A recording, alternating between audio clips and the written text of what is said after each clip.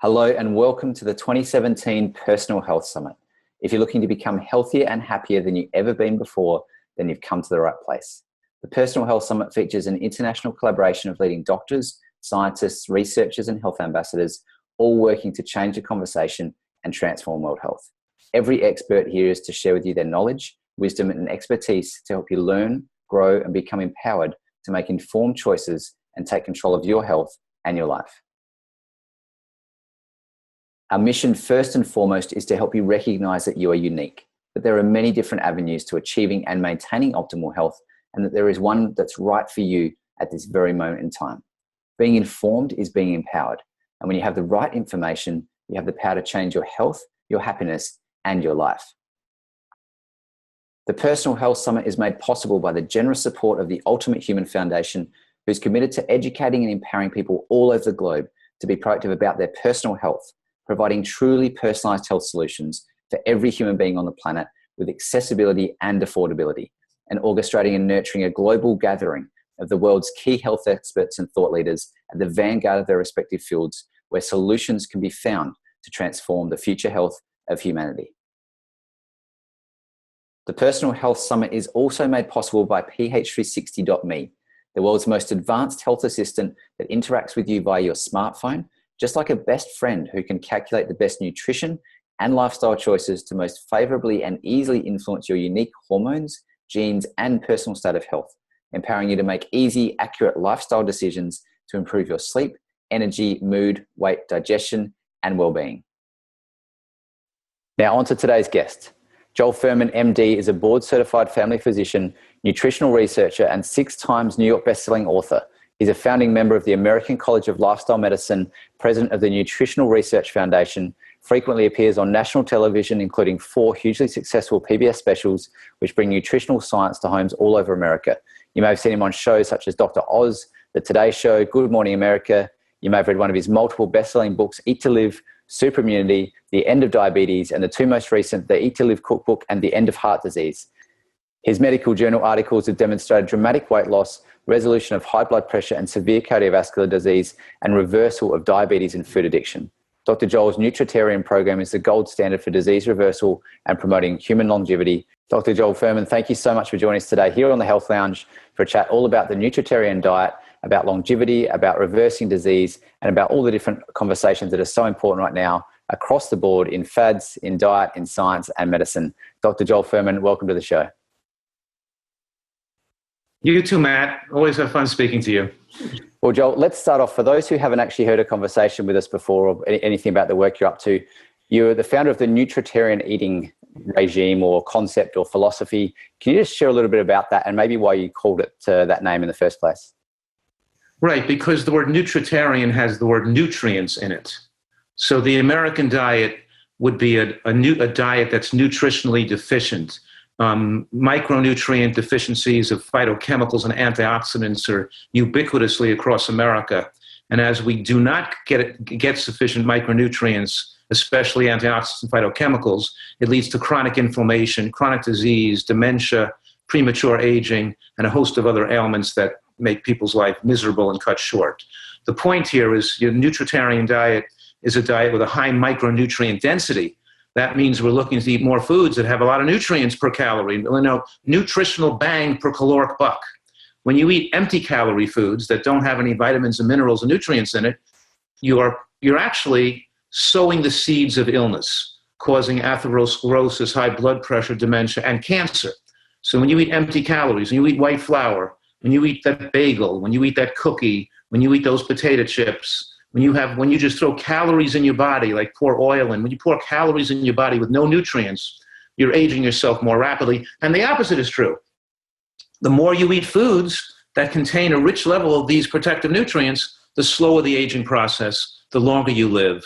And you could fuel the body's natural self-healing capabilities, which really could not just prevent disease, but reverse the disease. People's psoriasis goes away, their asthma gets better, their heart disease melts away, they become non-diabetic, their blood pressure comes back to normal.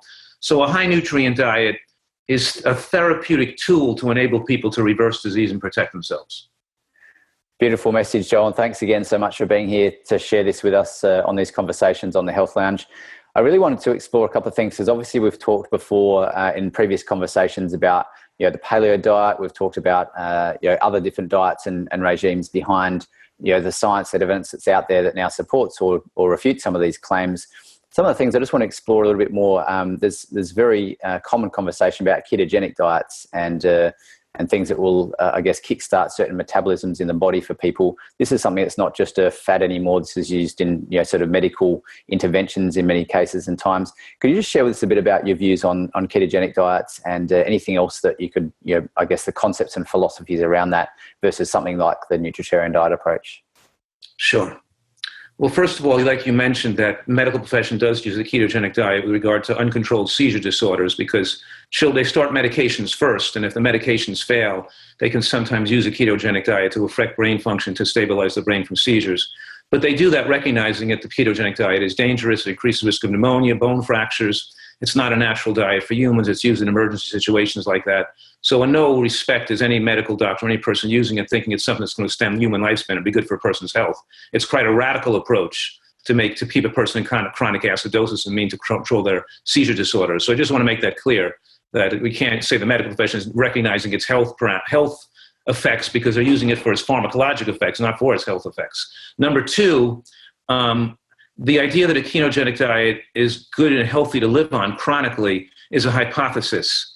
And people have lots of hypotheses, but to believe something like that, there has to be long-term studies looking at people for decades, seeing its safeties, which we don't have with a ketogenic diet. In fact, the body, we're a primate. We're designed to be eating carbohydrates. When we carbohydrate restrict to such a strong degree, like if we can't find food, right? There's no food around. Then our body can go into ketosis when there's no carbohydrates because the brain can exist on ketones instead of glucose. The brain can't break down fat, can't exist on fat. Your body can run, the fuel for the body can run on fat, but not the brain. The brain has to run on glucose, so it's carbohydrate dependent. In emergency times when we can't find carbohydrates, the brain can then can break down muscle tissue to get glucose. We can turn protein in the body, muscle tissue into glucose in a short term to fuel the brain. But if there's still carbohydrate, a lack of carbohydrates sufficient to fuel brain function, then we start breaking down fat and forming ketones, and the brain over time, a period of days, begins to accept ketones as an emergency fuel, and we can survive on breaking that down fat. So what people have done is they've taken this survival mechanism in times of human stress, where it can use ketones as an emergency fuel, and then saying that it's healthier for people to be in ketosis long-term as a means of weight loss, like an Atkins-type diet. And now modernly people are saying, well, not so much protein because the Atkins-type diet and the paleo diets that may be ketogenic from carbohydrate restriction are dangerous because not just from the acidity caused by can stress the kidney and age the body, but also high protein. Such the high protein consumption raises IGF-1, insulin-like growth factor 1, which we know is a growth hormone that promotes cancer and cellular replication. So these high protein ketogenic diets the high protein causes so much acidification and loss of calcium in the urine too that they could lead to bone fractures and lead to increased risk of disease. So it's well accepted that long-term, we look at those high animal protein diets over many years and studies that follow people for decades, they increase the risk of cancer and they increase the risk of death. So now people are proposing, okay, let's do a ketogenic diet by having avocado and coconut oil and more oils. We won't overdo the protein now. We won't do so many animal products. We'll do mostly green vegetables, and we'll do nuts and seeds. We'll do a lot of fat, and we'll keep the protein more moderate and make it vegetable. Okay, that's another hypothesis. It's better than the standard ketogenic, the high protein ketogenic diet for sure. But is that going to be, and there may be some future studies that may show that specific type of diet may help people with brain tumors, like it helps people with seizures. That's yet to be seen. It may be the case, and they're saying people with cancer should do that.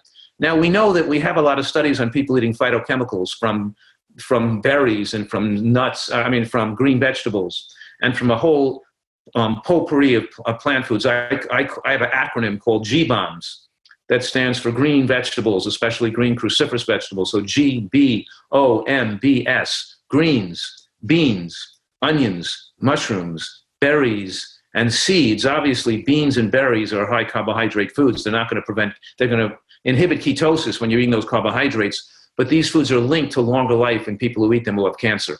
There's studies for decades of people with breast cancer, following them for 10 years, and people who eat berries and beans live longer and have less recurrence of breast cancer, and people eat greens and nuts, So we have data on that. We have data on long-term studies with people on diets that are high in phytochemicals living longer with less cancer recurrence. Do we have data on ketogenic diets with more oil, with more avocado, maybe using coconut oil and olive oil instead of high-protein plant foods? We're reducing the nutritional quality of that diet because these oils don't contain phytochemicals and antioxidants. They don't have a high micronutrient content. So what you've done by the use of more coconut oil and more olive oil and more oils and those low-nutrient fats is you've flooded the body with calories that don't have nutrients associated with them. You've diluted the micronutrient quality of your diet. So now you're saying that these people are saying that a diet that has more oil in it and less real food like berries and beans, less fiber and less nutrients, is going to promote lifespan more than one with, with already these proven benefits in the blue zones or proven benefits against cancer. And that might be the case. It might be true that for certain cancers are so ketogenically responsive and may be good with protein and carbohydrate restriction. And there may be certain cancers that in the future we use that for, and others we don't use that for. I don't know the answer to questions, and the theory is it might work good for brain tumors, but we haven't got a study on people with brain tumors on ketogenic diets compared to, let's say, a nutritarian diet that's not, where a person is not in ketosis, seeing which is better. We don't have those studies, so the point I'm making is it's just a hypothesis. And we don't know what type of person it's going to be best for or what type of condition it might be better for. And certainly, I wouldn't think that that would be a better diet for the average human being to live a longer life. That we don't have any data to suggest that. And we've got incredible data from all the blue zones and all the longevity studies showing that a diet lower in calories, lower in oils, lower in empty calories, and richer in micronutrients and phytochemicals slows the aging process and prolongs human lifespan. Keep in mind that when you take in 25 or 50 extra calories a day over a year, 25 calories extra a day is 9,000, 10,000 calories a year. That's 3 or 4 pounds a year. 50 calories a day is 5 or 6 pounds a year. That's going to shorten your lifespan. We know the only thing proven, that's really proven in studies on animals and primates, is that caloric restriction slows the aging process and extends life. That means take on 25 calories less than what you need, not 25 calories more than what you need. When you're adding oil to a diet, you're taking in hidden calories because the fiber and the oil are not registered by the apostat in the brain. In other words, when you're putting oil on your food, your body don't eat less calories because there's no fiber or bulk to tell your body to stop eating. As a matter of fact, when you add oil to the food, it makes you want to eat more calories, number one. Number two, they're empty calories.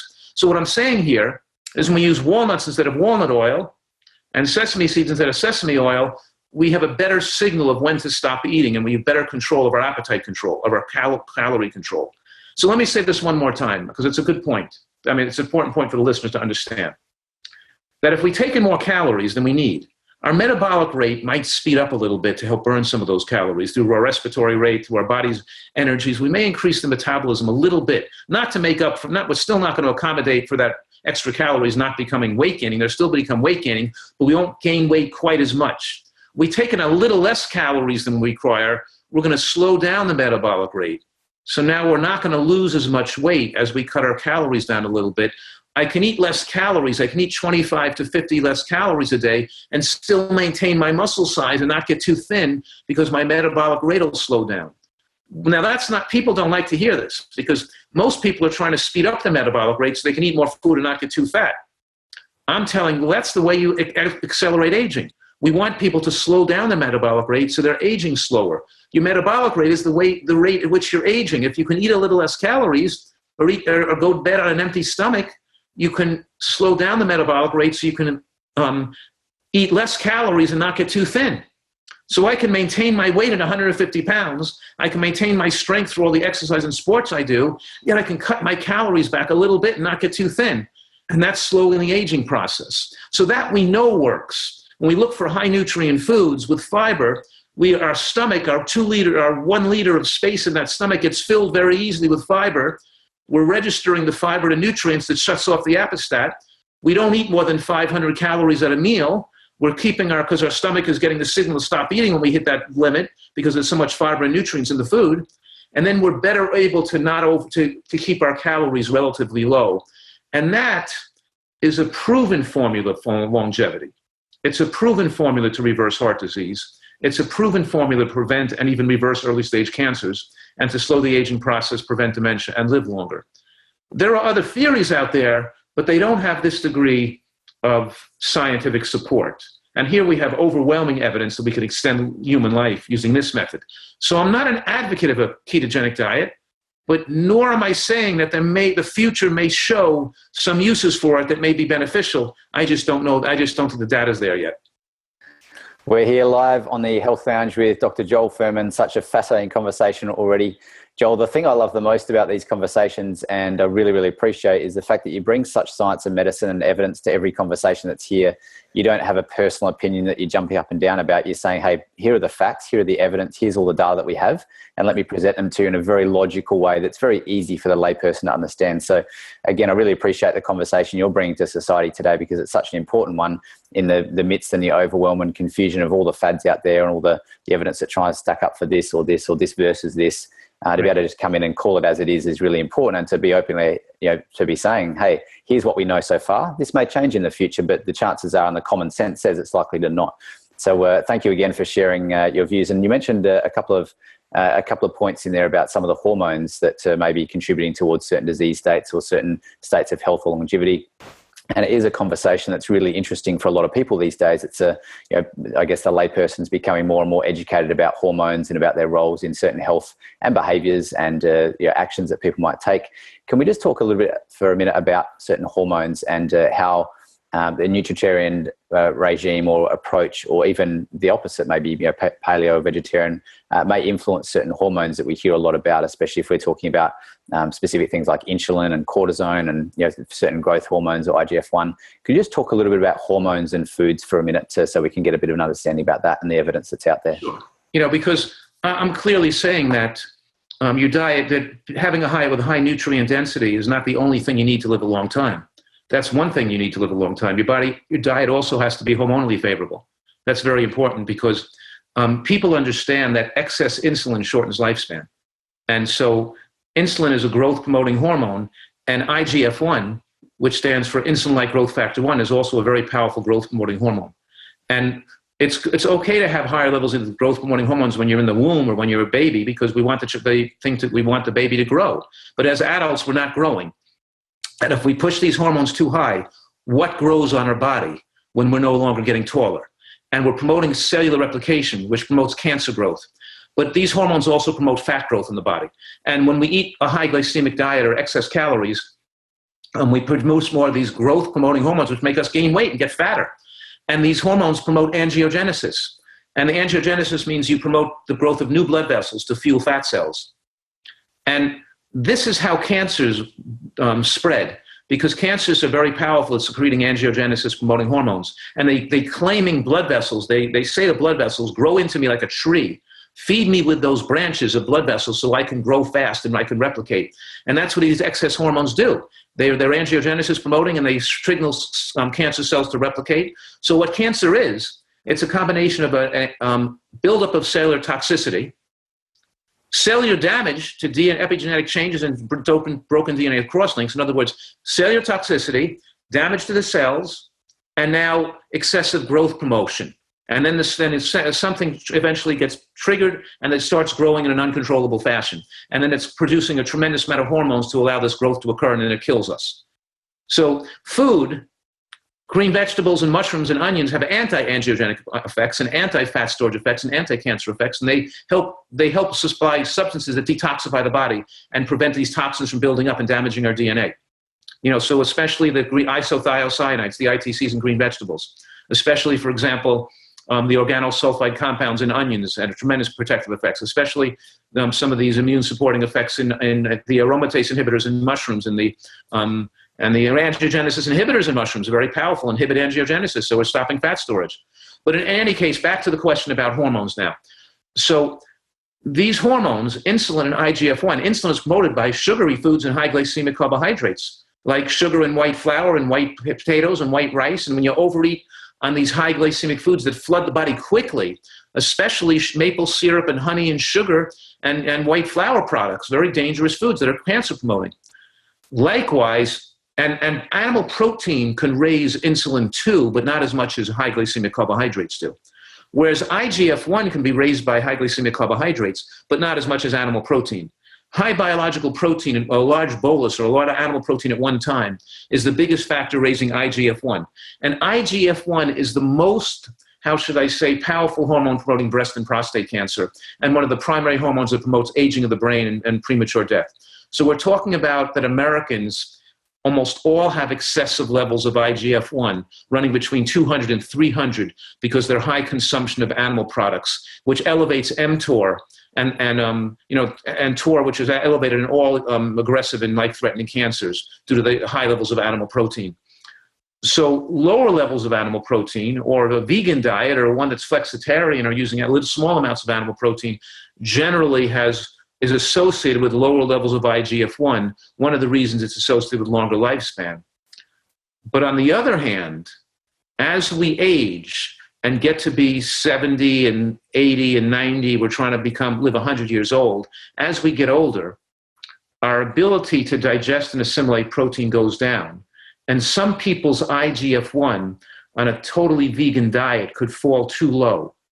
And excessively lower levels of IGF-1 could also accelerate heart disease and even reduce immune function, leading to higher risk of cancer. So what I'm saying right now, even though I've just said that a lower level of animal protein is more favorable, it still could be the case that a person who's losing the capabilities to assimilate lower biological protein and make complete proteins from their plant protein diet could make their diet no longer lifespan favorable if they don't eat some animal products as they age. And some vegan diets don't pay attention to the high protein plant foods like hemp seeds and edamame or soybeans or other beans or nuts and seeds or wheat germ, or, in other words, they're not eating enough protein, and that diet may be some of these extremely low fat, high carbohydrate, potato and rice based vegetarian diets, macrobiotic type diets, could be too low in protein and fat for a toddler. They might failure to thrive, and maybe not be enough protein and fat for an elderly person as their ability in life, their assimilation goes down. So like you're saying, we have to not, when we're looking at what's best for an individual, we have to not have some rigid philosophy that can't be changed, but we have to look at the individual themselves and see what would be ideal for them and make modifications accordingly, especially when you have growing children too, Joel, really fascinating conversation here, and you bring up some really important points that I hope everybody is enjoying and understanding, and maybe, I guess, delivered in a way that maybe some people haven't thought about before. But there is such an important conversation here about, not just getting enough nutrient density, but the fact that it is a little bit different for everybody. And a message that we obviously share a lot with science and medicine is about saying that everyone is individual. I'd love to explore that conversation a bit more, as you shared, that it's not just about making sure that everything's high. We have to be careful when things are too low as well. About the outcomes of that, and everybody's a little bit different. So can we just talk a little bit about some of those things? I mean, even if, let's say, we all have a great idea and we all go and we're able to go out and eat the right foods with high nutrient density, right? Let's put 5 of us or 10 of us in a room, or 100 of us or 100,000 of us in a room. Are we all going to respond exactly the same way to those nutrients that go in? Let's say if we all find the right beans and we all find the right foods particularly that we need to eat, is there going to be individual variances in how we'd process that? And how would we sort of navigate that conversation, just as a general rule? That's correct, Matt, is that there are strikingly individual differences. I'll give you one example. We did a study with 166 vegans, and we found that about a third of them were very deficient in DHA. These were vegans who were not supplementing with fish oil or vegan fish oil. They were not supplementing. About 25% were severely deficient to the point where it could get brain shrinkage or dementia from not taking in that source of omega-3 fatty acid already formed. About half of them had mild deficiencies, but borderline deficiencies. They're not ideal, but maybe wouldn't cause, maybe we're not sure what would happen with that. And then a percent, like a third of them, had adequate levels of DHA, had an adequate EPA-DHA index. And when we tried to look at their dietary differences, was it more oil? Was it source of flax seeds or walnuts? Was they eating more green vegetables? What were they eating that would explain for these vast differences, one person being deficient and one person not? And we found that it wasn't due to dietary differences. It was due to a genetic difference in conversion enzyme. And that means that some vegans need a supply of long chain omega-3 from either fish oil or a vegan fish oil. Most of them probably do better. Would be advised to have some if you don't know. But there is some small percent that produce an adequate amount on their own, meaning that probably they could get by without that supplementation. Now, I'm just using that as an example. There's a wide difference in iron absorption among human beings too, among women. The medical profession has a cookbook approach. They tell every pregnant woman to take 10 milligrams of iron a day in their pregnancy. But that's not what the data shows from the scientific literature. What the data shows is that some women need more iron than that. And for some women who have a high iron stores, giving them any iron supplementations increases the risk to the baby. In other words, what I'm saying right here is there's some women who shouldn't take any iron when they're pregnant. There's some women who should take a moderate dose of iron, and there's some women who should take more iron. It's very individualized. And the studies now show problems if you're taking iron and you don't need it, it's a problem. And if you're not taking iron and you need it, it's a problem. And some women menstruate and need more iron and they become severely deficient. The point is that there's a blood test that enables us to know if you need iron or not. That's called ferritin.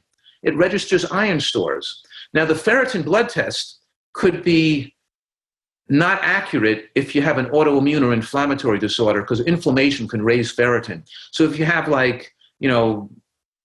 temporal arteritis or a rheumatoid arthritis, the ferritin can't register your iron stores, so it's going to be elevated in the face of iron deficiency. But for most people, the combination of looking at their hemoglobin, looking at their serum iron or total iron binding capacity, and looking at their ferritin, you could know if they're deficient in iron or not. So yes, I'm just giving that as an example. Also, a lot of people on vegan diets, because zinc is more easily absorbed from meat and seafood than it is from plant foods. There's zinc in plant foods, but because the phytates bind the zinc, it's not so readily absorbed.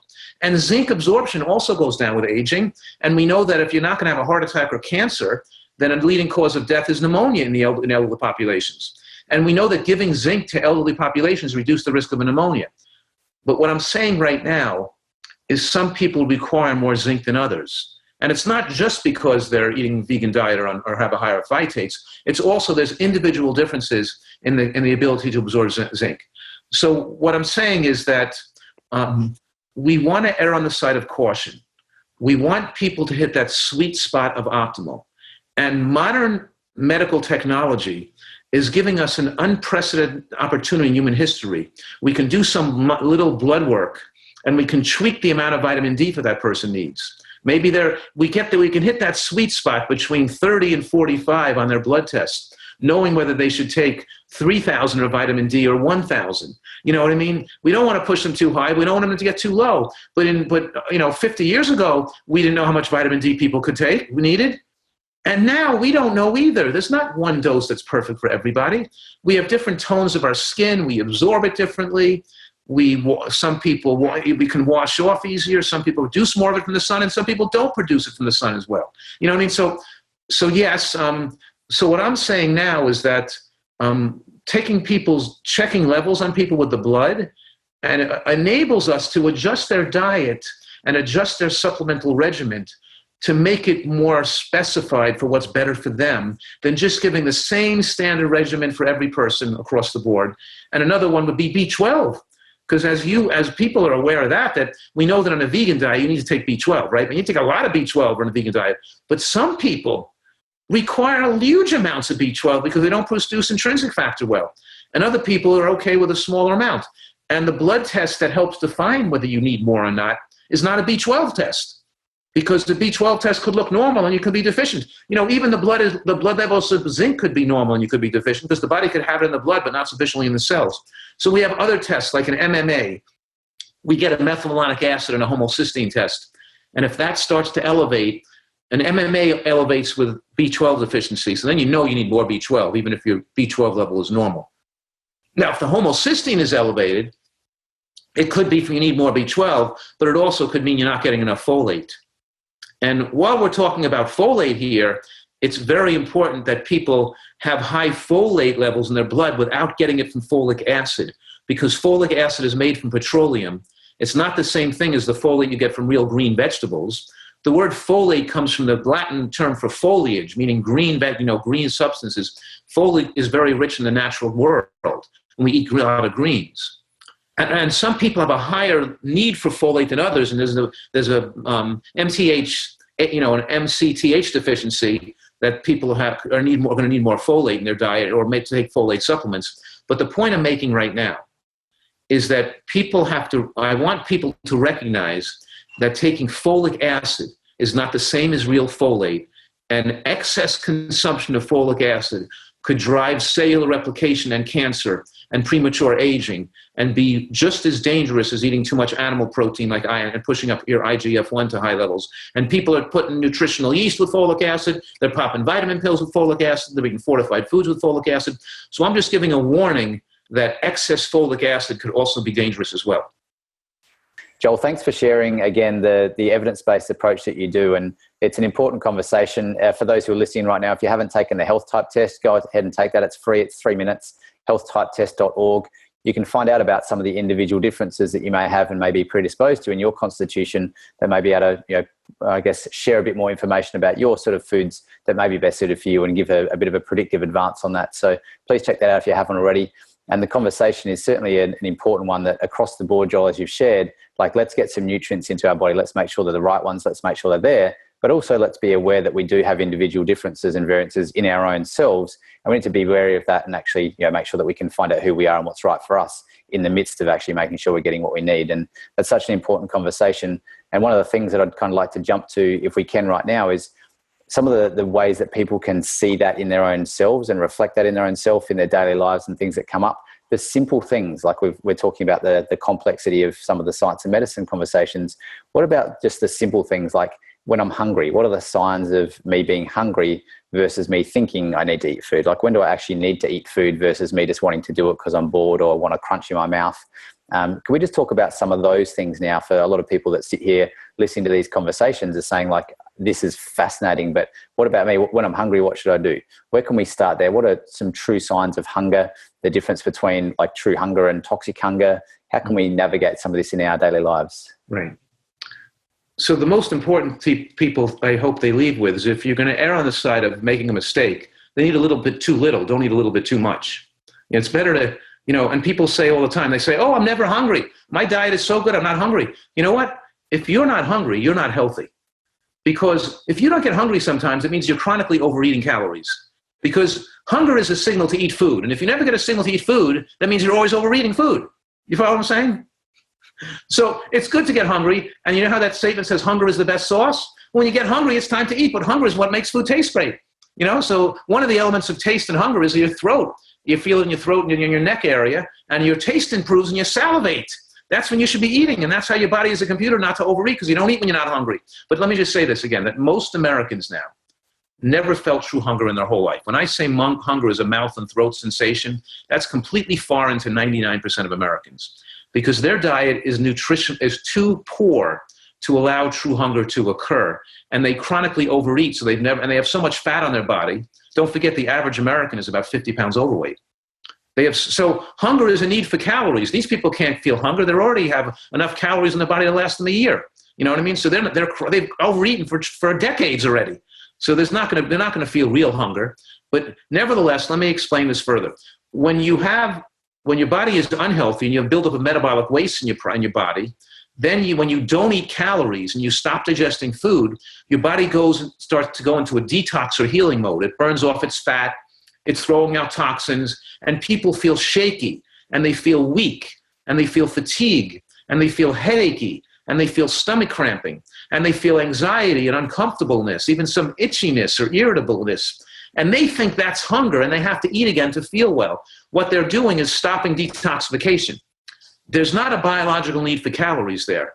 There's actually, and that's how I explain the American diet is so addicting. Like smoking cigarettes, people got to keep eating, because if they don't keep eating, they detox, and detoxification is too uncomfortable. Now, in a real healthy person, they don't feel uncomfortable when they detox. They don't feel shaky and weak and headachy when they're not eating food, because their body doesn't have so much stuff to detox from. It's clean. So a healthy person eating a healthy diet at a relatively normal weight or near normal weight, I can wake up in the morning and I can go play tennis or go for a swim or go on a trip. I cannot eat for 3 or 4 hours. It doesn't matter if I'm hungry. It's not that uncomfortable. It doesn't matter but the point I'm making is that hunger is more mild. It's more subtle. It's felt in the mouth and throat. It's not that uncomfortable. It mostly makes eating taste better.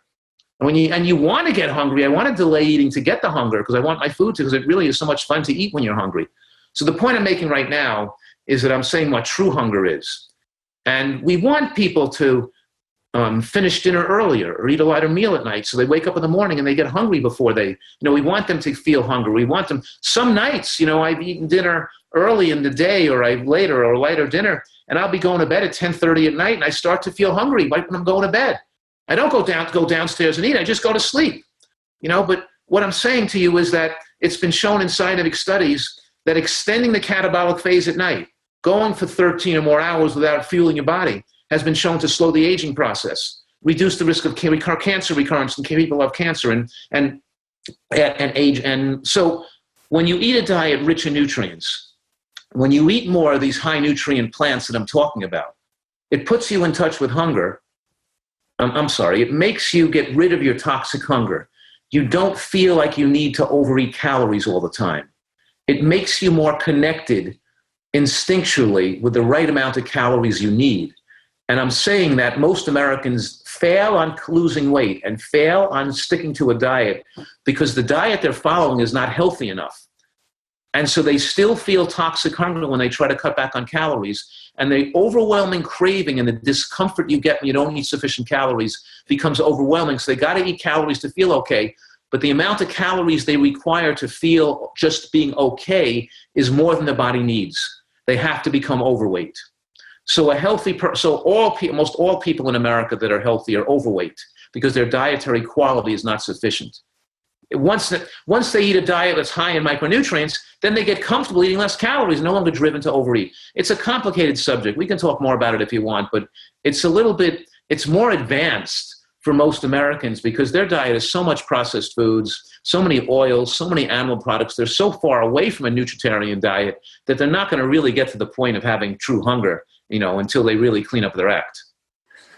Joel, thanks for exploring these conversations and just what you mentioned there a little bit about detoxification protocols or pathways. Can we just explore that for a minute because that's a very hot topic at the moment as well in the media. It's a hot topic anywhere on the internet you go about detoxing and what we need for that. Can you just share a little bit about maybe what the evidence is showing us from detoxification?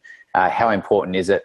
What should we consider with detoxes? And if we're in the state of health at the moment, we think a detox might be something that's important for us. Where would we start that conversation? Well, maybe we should just talk about what it is first for a second. That's a great idea. Because first of all, your body's machinery is always detoxing. It's always trying to keep itself clean. I mean, you have a liver. What's the purpose of the liver? The whole purpose of the liver is, it does a lot of things, the liver, but one thing it does is it makes toxins that are fat soluble and makes them water soluble so they can be put into the blood and excreted in the urine. And what do the kidneys do? The kidneys remove toxins. You're removing toxins all the time. But when you're eating food, the liver can't really do its work for detoxing so much. When you're digesting food, it's processing what you ate. It's turning the food into, it's storing glycogen. It's processing hormones. It's doing your digestive work. So even though the liver's and the kidneys are always urinating and always moving toxins, and people say, "What do you mean detox? You're always detoxing." Doctor will say, "You're always detoxing." Yeah, but it's not true that you're not always detoxing at the same level of activity. There's periods of time when you're detoxing much more effectively than other periods of time. And the brain detoxes and reduces free radicals when you sleep. That's what sleep is. So we can get going for the next day again. But the point here, as I'm saying, is that we more effectively detox when we're not digesting food. But we also need these nutrients to detox effectively. Our body needs antioxidants and phytochemicals. It needs to be flooded. The antioxidant response element, the ARE in the cell, is fueled by a transcription protein called the NRF, or the NRF transcription protein fuels the antioxidant response element, and the NRF transcription protein is fueled by the phytochemicals, isothiocyanates, the polyphenols and anthocyanins and berries fuel it. It's fueled by grape skins. And what the point I'm making is that these phytochemicals are needed for the cellular machinery to activate its detox to its fullest effect. So we have to sort of fully age slower and keep our body with low levels of buildup of toxins, low level of free radicals, and low levels of AGEs, which age the body. AGE stands for age the body, but it stands for advanced glycation end products. And advanced glycation end products build up in our tissues and make a diabetic blind or go into kidney failure. They build up faster in diabetics, but they build up in all people who are not diabetic as well. We don't want AGEs building up. What I'm saying right now is the body controls these, gets rid of the AGEs, gets rid of the free radicals, gets the lipofuscin, all these extra toxins and aldehydes out of the body better when we're not eating food. When we're eating food, we're putting stuff into the body. We're not eating food, putting stuff out of the body. When we eat and we fuel the body with nutrients, with these high nutrients, then we have periods of time, long periods of not eating. That's when we keep our body detoxed. Completely opposite to the average, what's you to say, women's magazine or the internet science, which is telling people to eat frequent small meals, keep putting food in the body every hour, 20 hours a day, because they want to rev up the engine, keep their metabolic rate high so they can eat. That's aging you. You can't detox while you're constantly putting food in your body, number one. And number two, it does speed up your metabolic rate, which speeds up the aging process, number two. And number three, it's putting more toxins in your body, and more frequent eating occasion is shown to be consuming more calories at the end of the day. And everything people hear, all this nonsense about, whether it's putting, now it's the latest thing is coconut oil or MCT oil or whatever it is, or whether it's olive oil is better. It's most of the things about nutrition people hear are just simply incorrect. They're just, there's always gimmicks that are incorrect. It's the simplest thing is eat high nutrient foods, and give your body, and try not to eat when you're not hungry.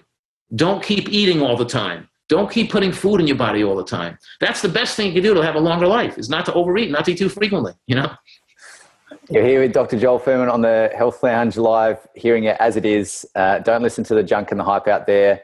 Actually, just eat some high nutrient foods and look after yourself. This is a topic of conversation that's fascinating. This is why we're here doing what we do in Science and Medicine, to bring this information to you, to be able to cut through the junk, cut through the noise, cut through the confusion and the overwhelm that's out there, and just hear the facts. And this is something, for detoxes, we're very passionate about as well. We do a lot of science and research behind that to show that it's very, very different in terms of a detoxification pathway for individuals, anywhere from a couple of hours for some people to a couple of weeks for other people if you're going through serious illnesses and diseases. And it's very, very different for each person, let alone depending on what state of disease or health you're in as well. So, and at different times of your life and many different things. So the conversation that's here today is so valuable. So Joel, thank you so much for bringing it to our attention.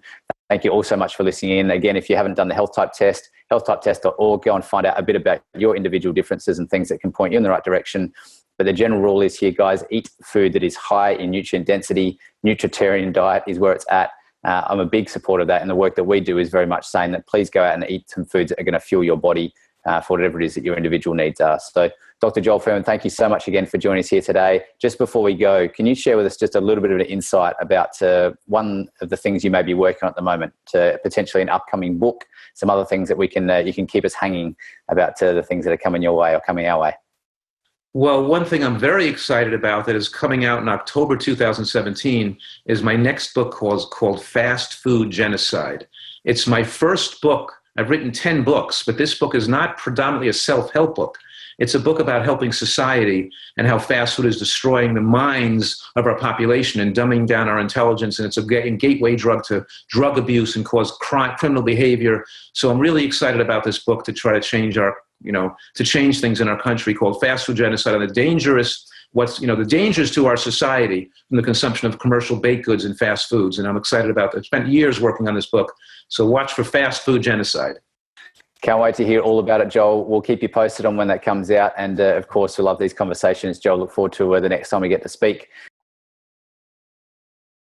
Thank you so much for joining us, for supporting this gathering of world experts, thought leaders, and innovators looking to change the course of the health and wellness of the human race, and for being empowered and actively committed to your own health in mind, body, and spirit. I'm Matt Riemann, and on behalf of all of us at the Personal Health Summit, we thank you for tuning in, and we wish you the utmost personal health and happiness in every day of your life.